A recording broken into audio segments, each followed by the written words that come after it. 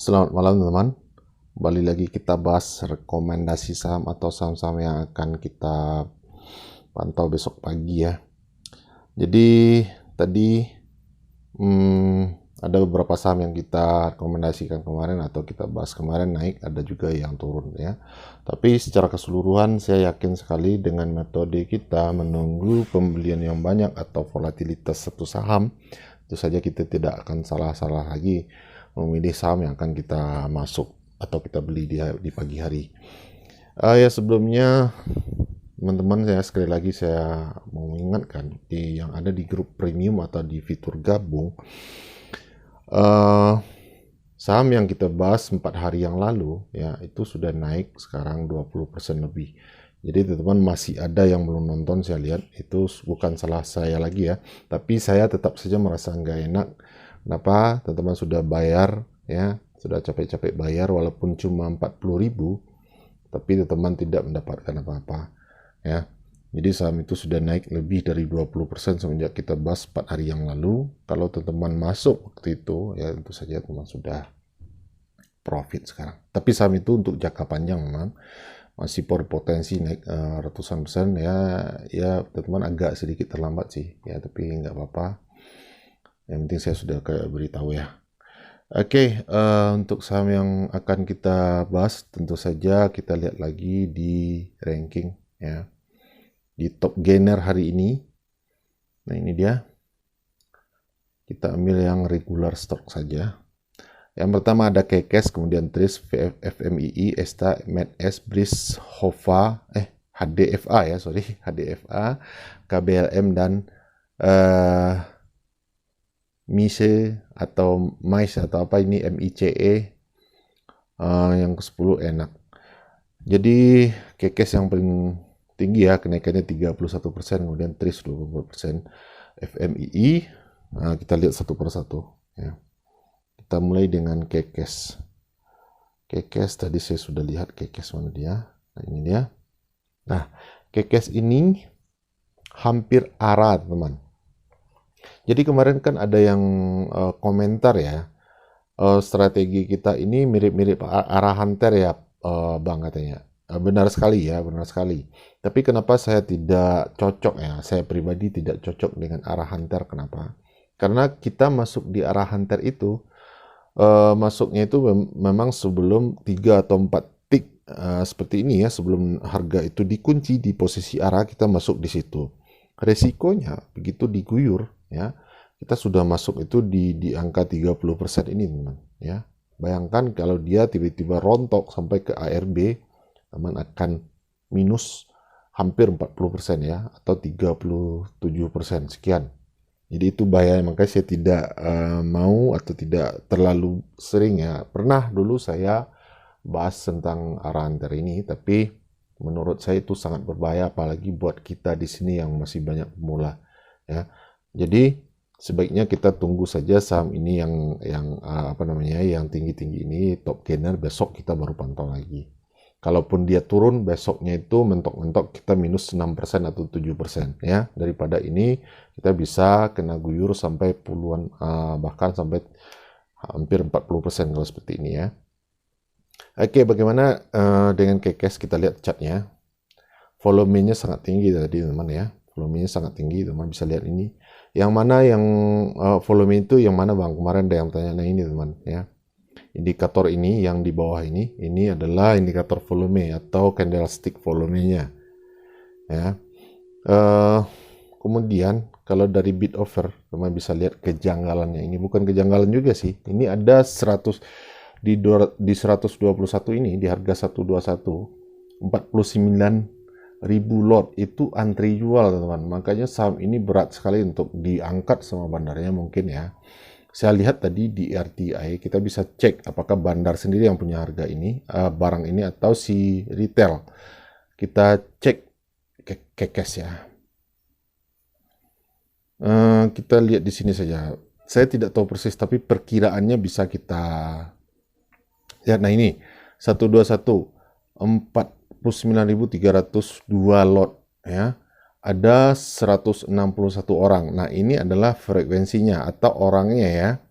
Jadi kalau orang itu banyak, berarti ini retail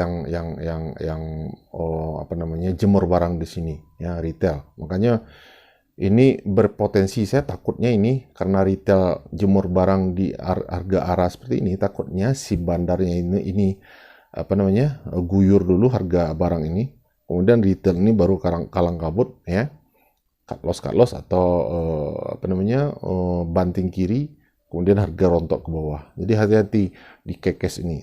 Nah, secara volume dia sangat berpotensi, tapi saya takut untuk apa namanya, memasukkan ini ke watchlist, ya, karena kondisi seperti ini mending kita abaikan saja kekesnya. Kita lanjut saja ke TRIS. Oke. Sementara fundamentalnya kita tidak bahas di sini, ya. Teman-teman, ya. Kalau teman-teman mau, saya banyak yang masih salah kaprah, ya, di scalping ini. Maunya itu teman-teman dapat profit itu puluhan persen dalam sehari. Itu tidak mungkin, teman-teman, ya, tidak mungkin. Kenapa? Kalaupun ada yang dapat puluhan persen, misalkan teman masuk di awal pembukaan pasar, kemudian arah, ya, dan teman-teman dapat 24% atau 25%, itu boleh dibilang kebetulan saja. Besok teman-teman akan boncos lagi, percaya sama saya, ya. Kalau teman mau yang puluhan ratusan persen itu, ya invest atau swing, teman, ya. Swing, teman beli terus nginap dulu beberapa waktu. Setiap hari itu kenaikannya sedikit, akumulasi nanti puluhan persen. Jadi seperti itu. Tidak ada yang dapat puluhan persen itu setiap hari. Tanya saja ke trader-trader senior itu, ya. Kalau ada, itu hanya kebetulan saja, saya yakin. Jadi jangan berharap lebih. Ya, prinsipnya kita masuk di bawah, jual sedikit lebih tinggi, ya. Persis seperti orang dagang apa namanya, ketengan, ya. Kita ketengan, beli jual itu dalam waktu yang cepat dan profit yang tipis. Jadi seperti itu. Oke, kita masuk ke TRIS. TRIS ada 200 di 262 posisi arahnya. Nah, ini kebalikan dari si kekes tadi. Kekes kan lebih tebal posisi over. Nah, sementara ini di 260 ada 134.000. Coba kita cek TRIS ini di RTI. Sorry. TRIS, siapa yang punya barang di posisi bid itu, ya. Nah, ini ada 22 orang saja, teman, ya. Bandingkan dengan yang nomor 2 ada 17 orang, itu cuma 6.400. Kemungkinan besar ini memang bandar yang pagar harga, ya. Tapi tidak serta-merta juga pasti naik besoknya. Ya, bandar itu punya 1000 cara, teman, ya. Dia punya 1000 cara juga untuk mengelabui kita para retail kecil ini, ya. Dia bikin tebal seperti ini, besok dia tinggal cabut saja, tinggal angkat yang 134.000 ini, ya. Kemudian harga rontok, ya. Kenapa dia tidak jualan hari ini? Karena menurut mereka ini belum cukup, ya. Lot yang tersedia di bid ini belum cukup untuk menghabiskan barang mereka. Mereka belum bisa jualan. Jadi mereka harus naikkan dulu besok, kemudian baru sudah cukup bidnya, baru mereka jual. Itu yang kita manfaatkan, ya. Nah, bayangkan risikonya begitu barangnya sudah habis, dia bisa rontokkan, kita tidak bisa kabur, kita tidak bisa cut loss sama sekali karena tidak sempat, ya, tidak keburu. Bayangkan resiko yang bisa kita hadapi. Tapi kalau kita bisa membaca bid offer, kemudian kita masuknya juga belum terlalu tinggi, mentok-mentok yang seperti saya bilang tadi, kita minus di 6%. Sementara yang arah hunter itu bisa rontok ke bawah sampai puluhan persen. Oke, TRIS secara volume bagus sekali. Nah, ini teman bisa lihat. Dia punya candle Marubozu juga, ya. Ini tidak ada wicknya sama sekali, tidak ada jarumnya. Ini masih berpotensi untuk besok. Kita masukkan ke watchlist TRIS. Oke, selanjutnya kita lihat FMII. Jadi baru satu, ya. Kekes tidak kita masukkan karena berisiko menurut saya. Kemudian FMII, mana dia? Oh, kecil sekali ini bidnya, tidak liquid. Kita abaikan, kita lanjut ke ESTA, ya, tadi, ya. ESTA.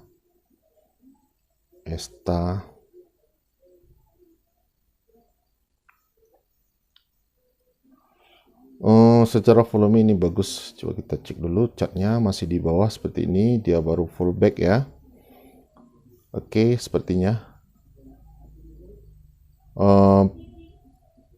volume bid offernya itu berimbang, ini bagus ya, bagus. ESTA kita masukkan. Oke, kita masukkan ESTA ke saham yang akan kita pantau besok. Kemudian MedS ya, MedS masuk lagi ke 10 besar hari ini. Tapi seperti yang teman-teman lihat beberapa hari terakhir, MedS ini sudah naik tinggi sekali ya, jadi hati-hati. Tapi dia tetap memenuhi syarat untuk kita pantau besok, makanya kita masukkan saja. Kenapa berbahaya? Ini ada resisten di sini, teman. Dia sempat ke resisten tapi tidak tembus ya di 220. Dia tertekan lagi turun ke bawah. Kalau tembus resisten besok ini kemungkinan akan terus naik. Jadi tetap kita pantau saham ini dengan catatan menggunakan money management yang terukur. Kalau teman baru pemula, saya sarankan satu lot saja ya. Secara mental teman belum siap untuk loss. Kalau yang sudah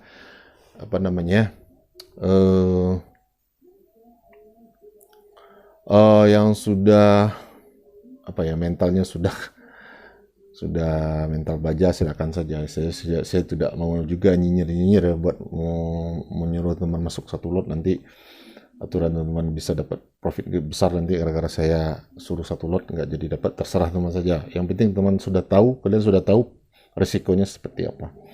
Oke, kemudian BRIS naik tinggi ya. BRIS naik 15,8% teman ya, dengan volume yang sangat bagus. Kenapa BRIS ini naik? Tadi saya lihat dia sudah mengeluarkan laporan keuangan Q4-nya ya. BRIS ini termasuk pencapaian yang bagus secara laba ya, labanya terus meningkat. BRIS ini dari 2020 ke 2021 itu naiknya itu ribuan persen teman ya. Saya baca laporan keuangannya, tapi EPS-nya di sini tidak terlihat seperti itu ya. Saya juga kurang tahu. Kadang-kadang di RTI bisnis ini kemarin itu saya lihat ekuitas itu baru 24%, padahal dia sudah 33% di laporan keuangannya. Ini baru diubah ke 33 triliun ini. 33 triliun ya, sorry, bukan 33%. Jadi di sini untuk fundamental dia bagus ya. Bagaimana untuk trading? Trading juga bisa kalau dia volatil. Sebenarnya saham-saham yang besar ini kalau volatil sama saja dengan saham gorengan. Malahan ini lebih aman lagi. Kalau teman nyangkut pun misalnya teman tidak perlu cut loss, ini bisa ya. Jadi ini masuk ke daftar pantauan kita untuk trading ya. Kalau untuk trading prinsipnya sama, walaupun fundamental bagus, planningnya tetap sama, minus 1% buang, plus 2% ambil ya. Kecuali teman memang berniat swing atau invest, di sini minus pun tidak perlu teman cut loss. Oke. Kemudian KBLM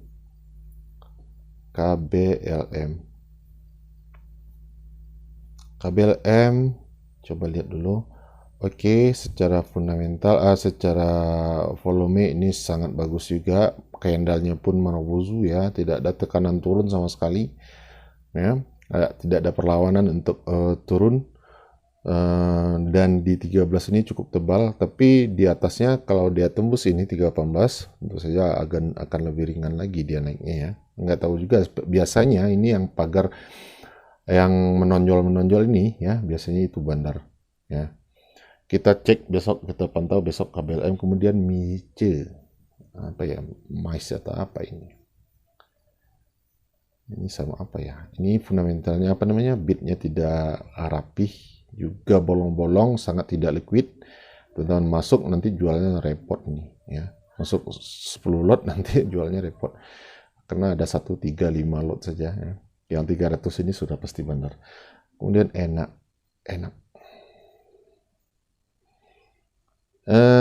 ini sudah kemahalan yang 1.200 untuk scalping, agak berat ya. Kecuali tadi BRIS memang sesuai dengan kualitasnya ya, mahal pun tidak masalah.